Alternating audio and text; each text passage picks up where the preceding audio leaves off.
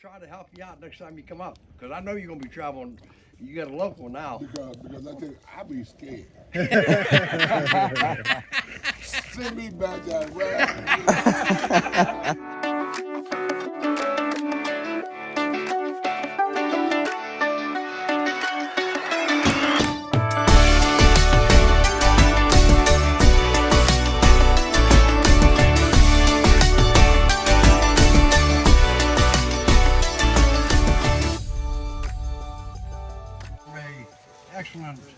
Excellent organization called Pharma Podcast, and they are very instrumental in helping out the veterans.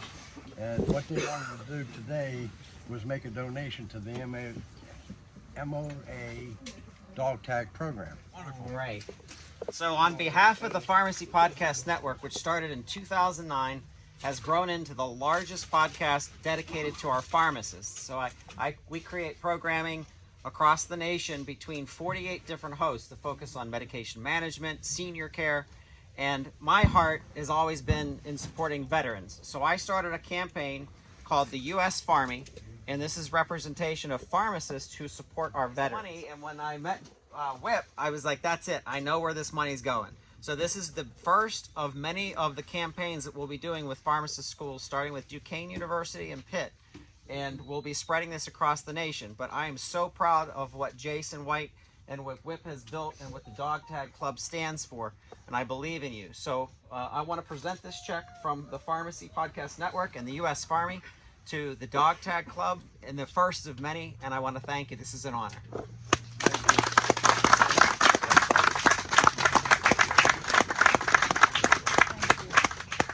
You think that was good cake? We got icing too.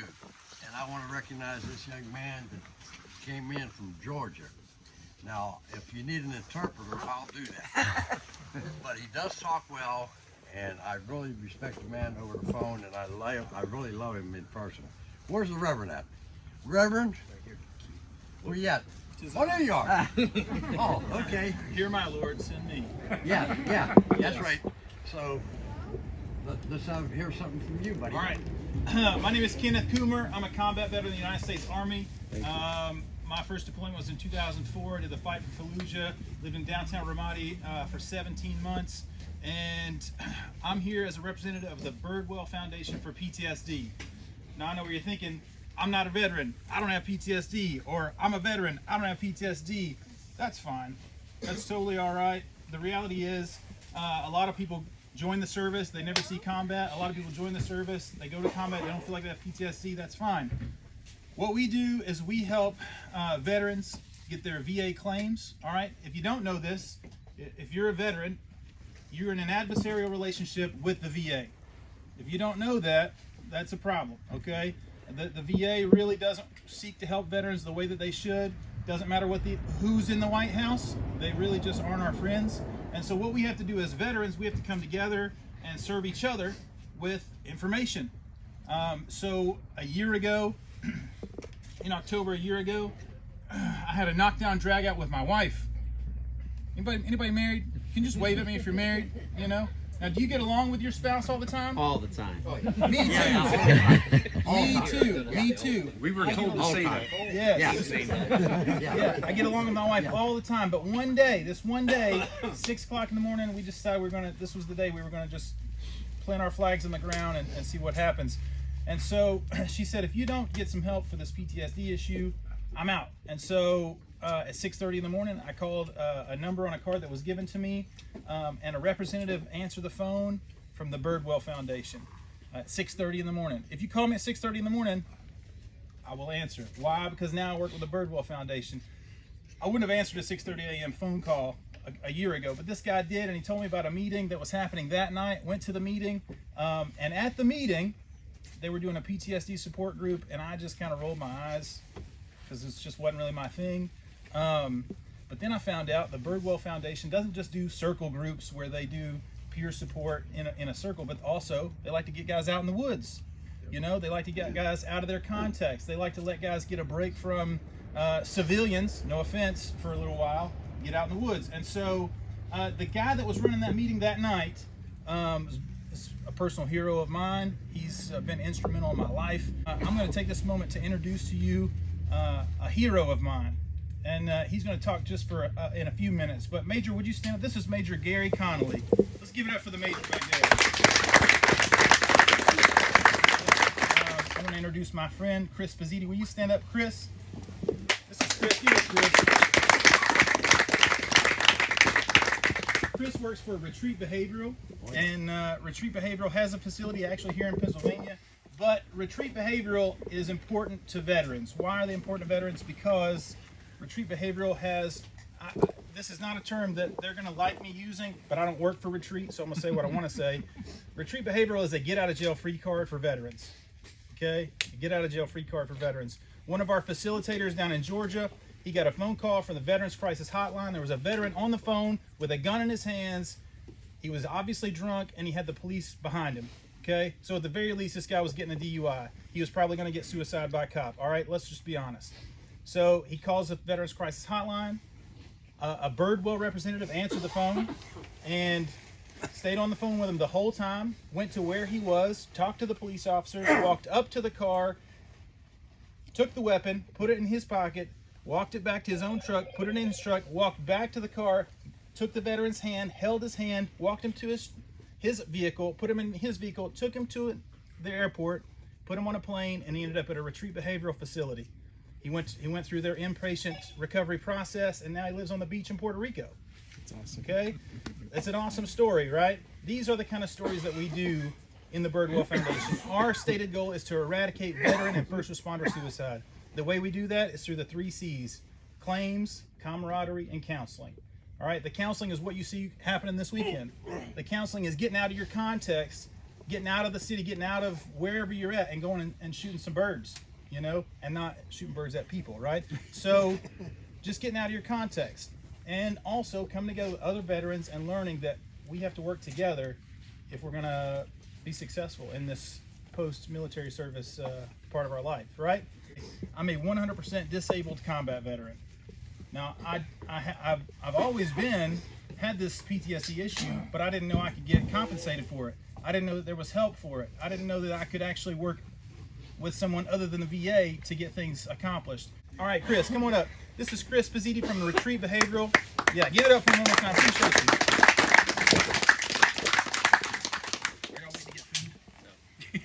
you. All right.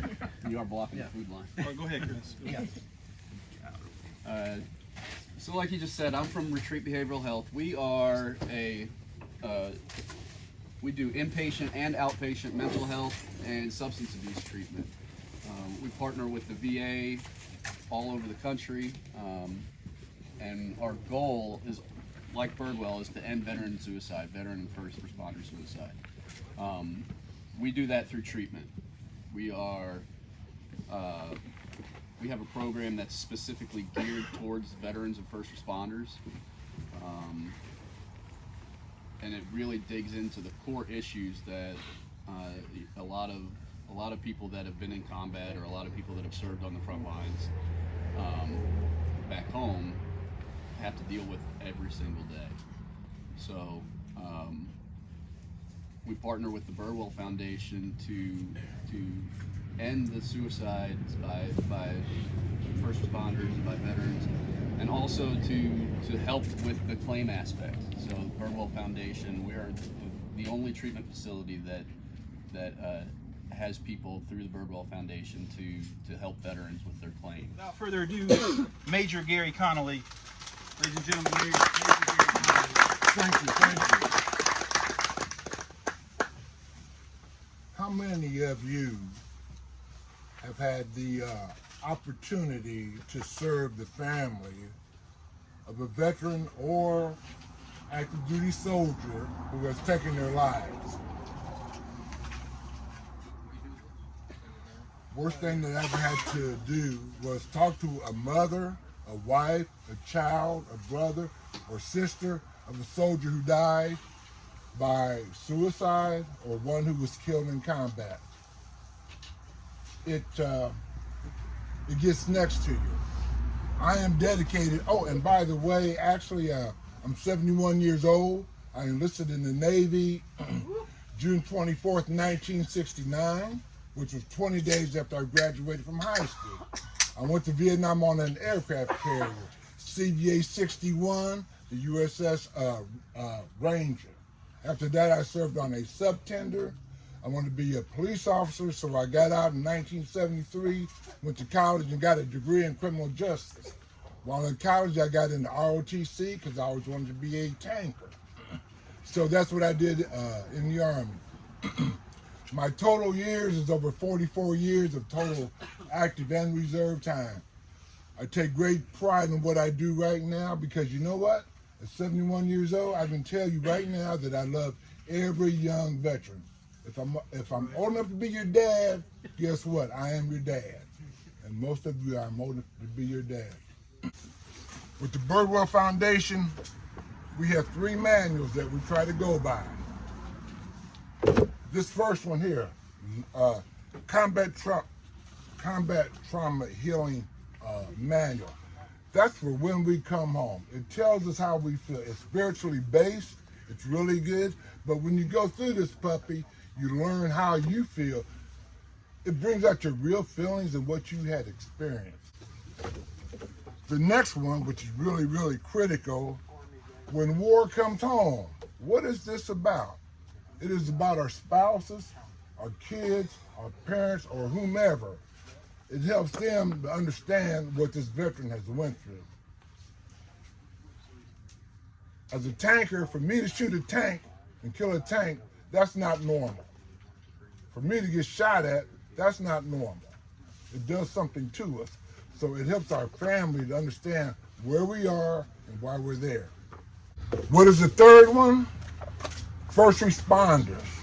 First responders, I mean, like, just think if you are a police officer, a fireman, who runs into a burning building? A fireman does. I'm running out. He's running in. Traumatic events. I burn up in the fire, who carries me out? It's a fireman. That's not normal. So what we try to do is help people with that so that they understand why they feel the way they do. In Cartersville and in Georgia, we have meetings on Tuesdays and Thursdays. There is over 500 people that are on our roster. Last week, we had a total of 61 veterans there, and I think it was 5 wives. And we do our meetings, we do large group and small group, but again, what is our primary mission? And for me personally, and for all of us, is to do what? Stop veteran suicide. Stop veteran at all costs. Calls at what time in the morning? At 6:30 or whatever. And we've all been through that. And I'll tell you what, at the age of 71, I can assure you that 90% of veterans have thought about suicide. You don't have to act on it, and you better not act on it because I'm going to be your dad. But it has crossed our minds that things are so bad that, you know what, life's not worth living. Well, yes, it is. I can tell you that.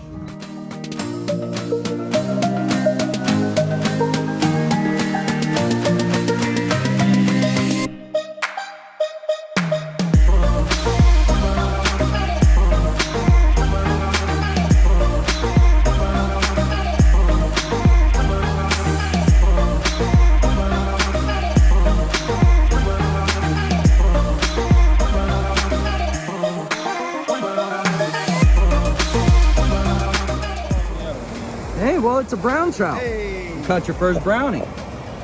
Nice job. Let's get him unhooked and... Here we go. Ready? One nice little splash of water in your hands. Nice job. Easy. Get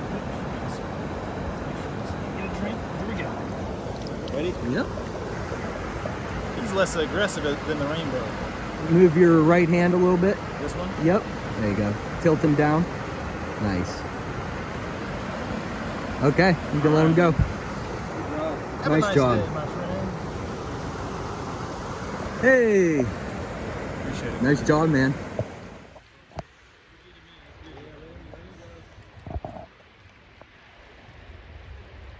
the one that was hiding from me over there?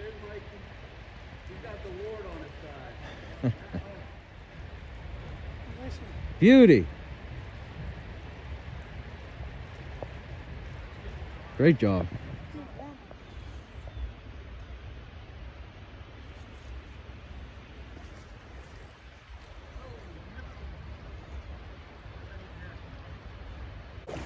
Well, what do we have here, John? Oh, don't you do it.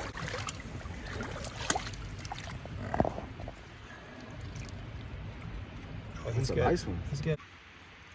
Yeah. Good job, buddy. Stay with me, bro. Ah. Stay. Hey! Good job. Quick release. Nice job. So So I was losing him, you know what I mean? it's okay. So what do you think of MOA? I think I just told Marty right before his very eyes I'm becoming an outdoorsman. Hey. You know, I just learned today not to wear orange when you're fishing. So winning. Awesome. Well, at least you got camo on. They can't see the bottom half of you. Right. Right. There you go. So Beautiful fish. Nice job. All right. all right, ready? Yep. You ready, Mikey? There he goes. He's coming to you. Nice job. Well, we got another hook up here. Marty's running over. We got a nice big. Oh yeah, that's a big one. Hey! Nice job.